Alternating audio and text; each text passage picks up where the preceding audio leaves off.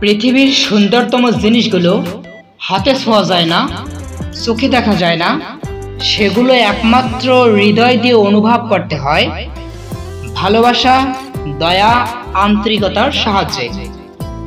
যার নেশার পেশা মিলে যায়, তার চেয়ে আর সৌভাগ্যবান কে হতে পারে?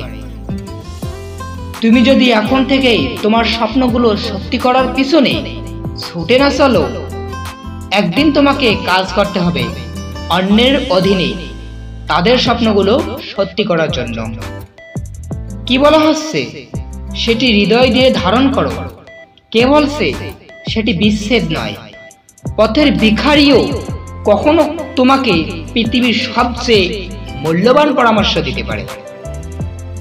ব্যর্থতা মানে হচ্ছে ব্যর্থতা কেন হয়েছে, কার কারণে হয়েছে, সেগুলো কেউ জানতে চাইবে না। তুমি ব্যর্থ হলে তার যন্ত্রণা তোমাকে একাকী একদম সইতে হবে। কেউ তোমার পাশে এসে দাঁড়াবে না। তাই কখনো অজুহাত বানাবে না, অন্যদের সুযোগ দেবে না তোমার জীবনটাকে নিয়ন্ত্রণ করার। জিততে তোমাকেই হবে।